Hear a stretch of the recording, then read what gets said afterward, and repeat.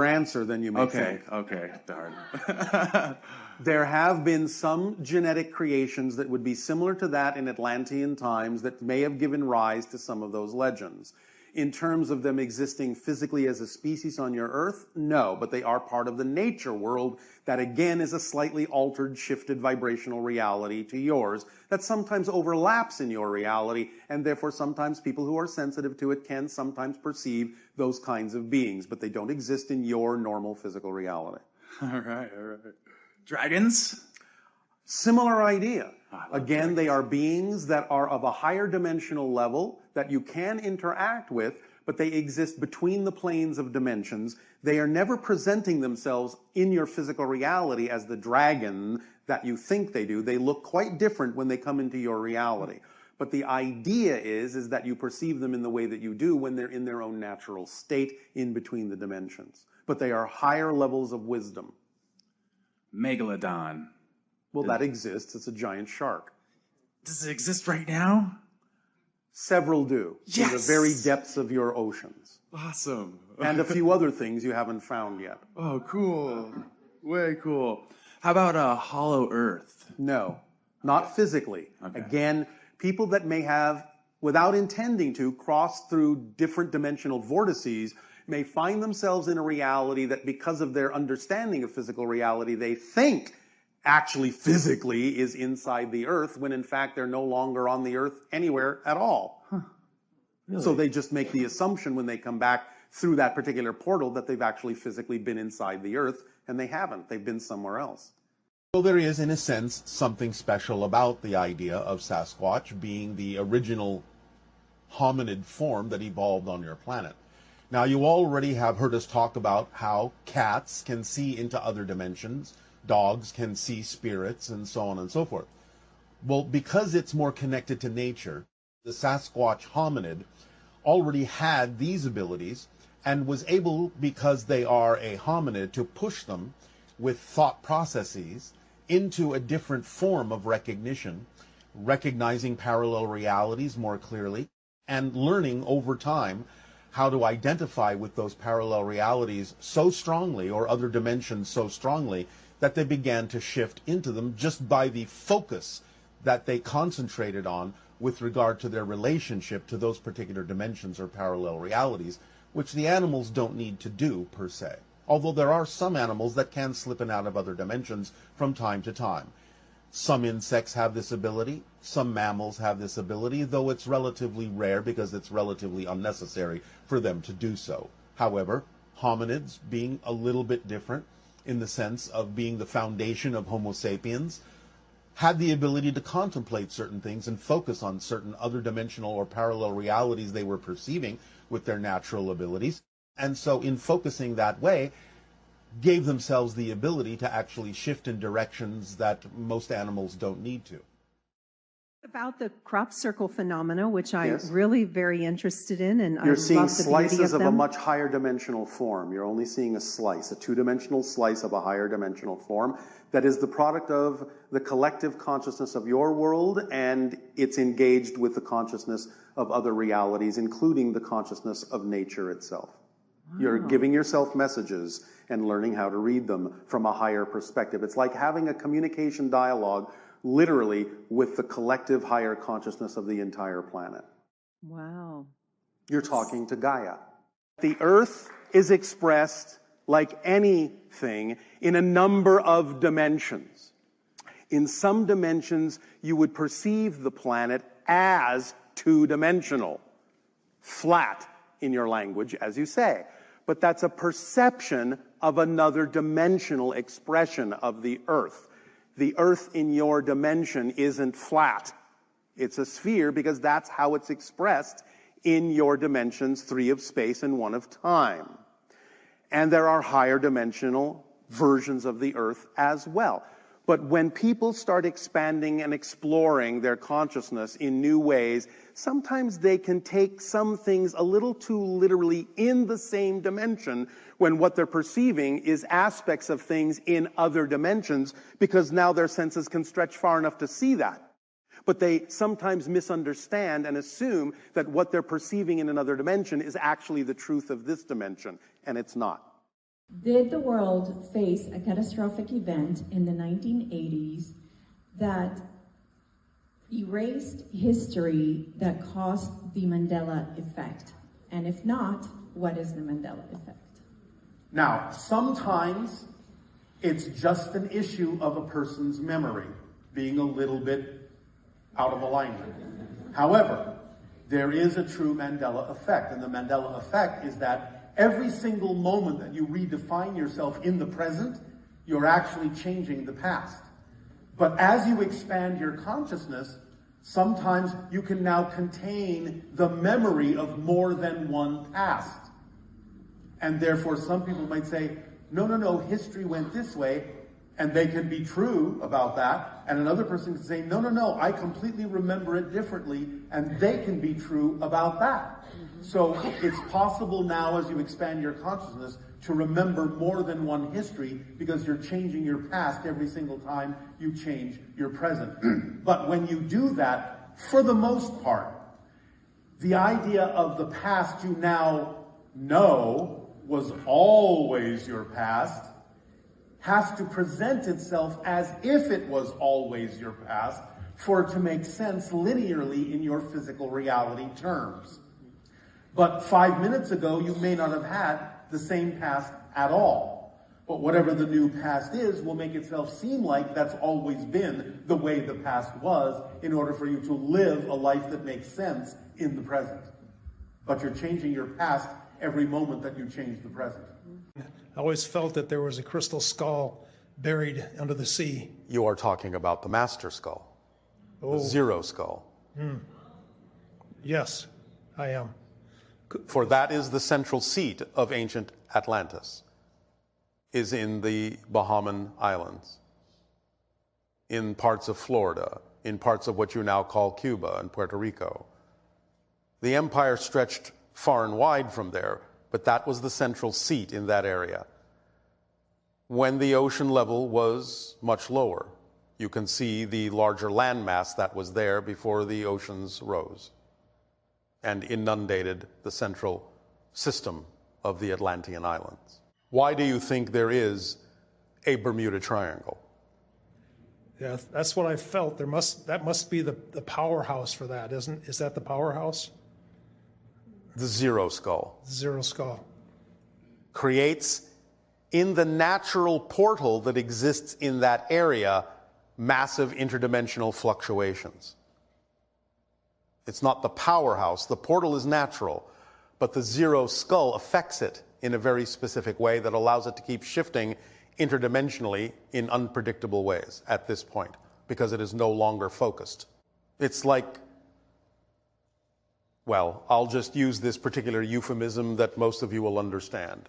It's sort of like somebody left the stove on. But no one has access to turn it off anymore or to focus it properly. So it's still running, so to speak, by interacting with the portal, but in an uncontrolled manner. Specifically in the United States, the western area. Mount Shasta is a chakra point. Sedona is a vortex. The Bermuda Triangle is a vortex. Is there any significance between Los Angeles and Las Vegas being these two major cities? Of course there is a difference. I mean, and energy-wise, is there any activity underneath the city?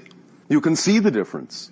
Right. Now, the idea, as we illustrated yesterday of your time, is that between Sedona and Shasta, there's a direct connecting line of energy. And we demonstrated that the area you call Area 51 is smack, as you say, on that line. You follow? Right. This is primarily because they understand that ships navigate better on that line of energy. And so it is also functioning as a doorway for ships to come through, and for the ships that they are retrofitting and retro-engineering to operate in that wavelength, in that frequency. It gives them a little bit of a push, shall we say. Now, your city of Las Vegas is slightly off that line. Right. The idea, therefore, you will find, is that it draws and taps into that energy to some degree, but kind of at a skewed angle. Right. Is that not a perfect description of Las Vegas? Hence Sin City. However you wish to interpret that. Right. This is the energy relationship. Los Angeles, and again, the idea being that it is no accident what things are called, is an opportunity for it to literally become a city of the angels vibrationally. But that is up to you. Right. The vortex is there that allows for that potential, but it is up to all of you to align with it and demonstrate that vibrational state. The Nazca lines in Peru. Yes. Who made those? What you would call the indigenous beings, with some ancient understandings of technology.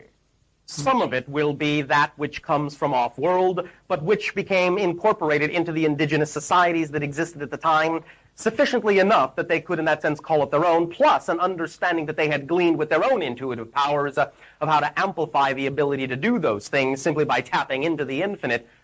What purpose did the designs serve? A number of purposes. They did, to some degree, function as markers, but the idea is that they were also used as an understanding of laying out geometric proportions that symbolized and represented a concept that you don't really have at this point in your world, in almost any culture. And it would be something like the idea of now what is going on with the crop circles, but in a very rudimentary form, in that they contain an implication of the mathematical information and ratios that underlie the template of physical reality. At the same time, they were also used ritualistically, in the understanding of being able to describe the formations, certain of the formations, from high above, through the idea of the accomplishment of what you call astral projection, in that as you leave your body, so to speak, and are then capable of describing what you see below, which can only be seen from the air, then it would be known by the teacher that you'd actually accomplished the astral projection, because there'd be no other way you could describe it. It was also used as the idea of the exemplification of ley lines on your planet, but from a very different kind of context, and also an exemplification of connections to other dimensional realms. In other words, many of those lines literally point to vortex spots that are literally doorways to other realms. It is also a map, a dimensional, an interdimensional map that leads directly to vortex spots. What about the pyramids and the face on Mars? Are there any other artifacts on Mars? Well, there is the pyramid that we talked about that we call the artifact, that only some people on your planet know of, and most of you know nothing about and have not yet seen photographs of.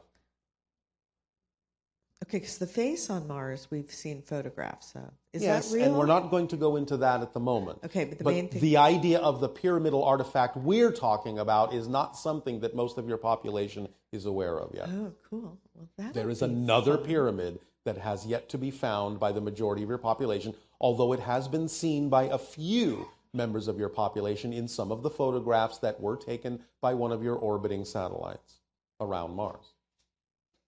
But this has not been revealed yet to the public. Moon may be hollow? It is not hollow. There are underground bases there. It has some large cavern areas in it. It's not completely hollow, but there are artificially constructed engineering devices within it. Okay, because also it doesn't rotate like other moons do, so... Well, it's tidally locked to your planet. Gotcha. It does rotate. It's just that its rotation is exactly the same as its orbit. Okay. So is there anyone living there now? Well, there are bases that are inhabited by different extraterrestrial species, now and then, yes. Can you say which ones? We have a few bases on your moon. The Yael have a few bases on your moon. Okay. Some ancient bases from the Anunnaki still exist there that are used by different beings coming and going now and then. Okay. Was it brought here? Is it like a ship? No. Okay. It is a natural object that was created through the idea of a collision of your planet with another, and it broke off.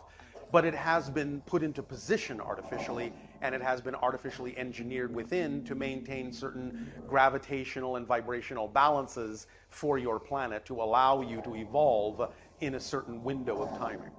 You talk about the moon landing that we experienced and what we were shown in the film, and if that was real, or if there was another moon landing, or if we've actually ever been there? You absolutely have been there. Now, some things have been edited out. So let's just say you didn't see the whole truth, but you have been there. And any one of you can actually verify that quite easily with a powerful enough telescope. You can see the things you left on the moon, you know. You understand? I do. Can we see things that other people left on the moon? Or other beings left on the moon? Well, you have. Again, sometimes that's edited out of your collective information base, but many of you are already aware that people have photographed remnants of extraterrestrial bases and other things that have been placed on the moon for a variety of reasons from different civilizations. So some of you are aware that there are artifacts there. I wanted to ask a little bit about the pyramids. So which ones?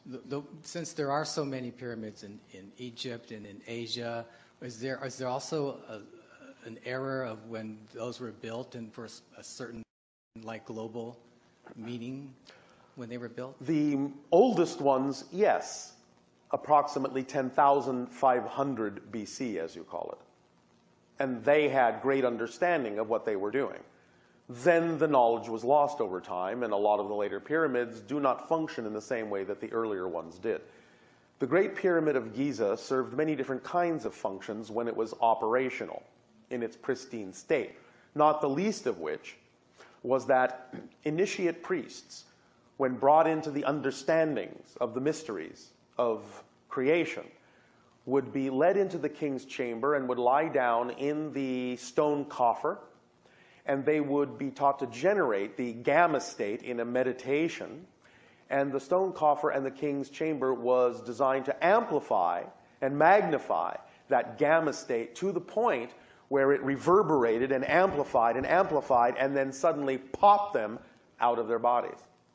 So that in astral form they could go to higher realms, gain knowledge, bring it back, and share that knowledge with society, although of course the priesthood usually kept those things to themselves as to how they achieved that knowledge. They would just simply dole it out as they needed to. The pyramids, how did they move the stones? I've heard some different The earliest theories. ones were moved through forms of levitation. And this is why we talk about the idea of the stone speakers, because when you understand the vibrations, the true vibrations of the stone, and you speak to them that way, whether with your own voices in harmony or through technological devices that can replicate those harmonies in a certain way, you can actually cancel the effect of gravity on the stone. Something that really interests me is the excavation of the Sphinx. Yes. They say that it's about 8,000 years old, and It's older than that. yeah, and that's what I really was interested in knowing. What is it? 10,500. Nice. So, what is in it? Under it, Yes. mysteries. Can't wait for that. You have to. I know. I know. Imagine or visualize or recall a time when you may have seen a statue of Anubis. Are you familiar with this? I'm not. The jackal-headed god of the underworld, so to speak, Anubis. A jackal like a dog, sitting like the Sphinx, down, because that is originally what the Sphinx was, Anubis. Thank you. As Anubis is depicted most often in ancient Egyptian society, the Anubis jackal is sitting on a box.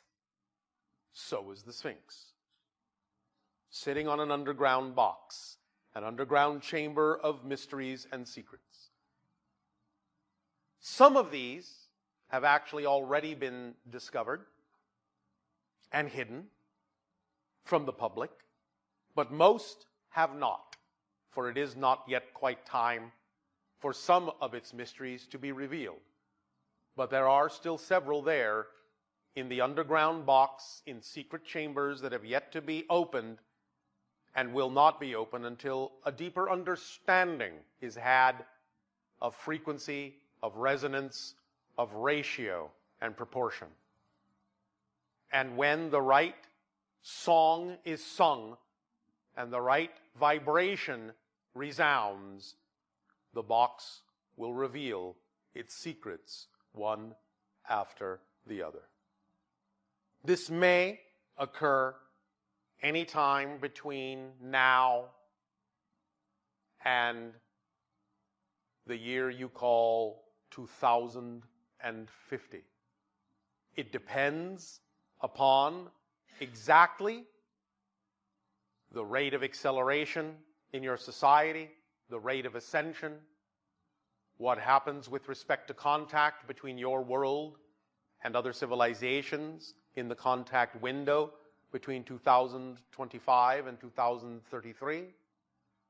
For even contact will not necessarily be the right time for the revelation of some of the mysteries in the box under the Sphinx.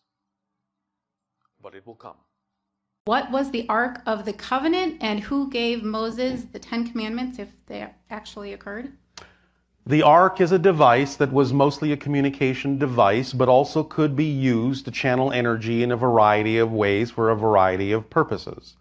It was a communication device between those humans and an extraterrestrial society. The 10 Commandments were not originally 10 commandments. They were guidelines that explained the idea of the relationship between you and creation. I am the Lord your God, thou shalt not have false gods before me, was originally delivered as the idea of, I am all that is. Anything you may think is a false god isn't, because I am everything and cannot be false. Quite a difference. You understand? Yes. So that's the idea that those guidelines were delivered, both through the idea of the auspices of telepathic instruction, but also the device was delivered from an extraterrestrial society that people on your planet referred to as angels of God, but they basically were an extraterrestrial society. So when Moses went up and got the tablets and all of that? A ship landed on top of the mountain and delivered what needed to be delivered. Thank you. But again, there was much misinterpretation, because it's coming from a very high dimensional level and being translated or stepped down into physical reality. And in that step down process, there can be automatic distortion and misrepresentation of concepts that come from higher levels if the filters for fear-based beliefs are, shall we say, getting in the way.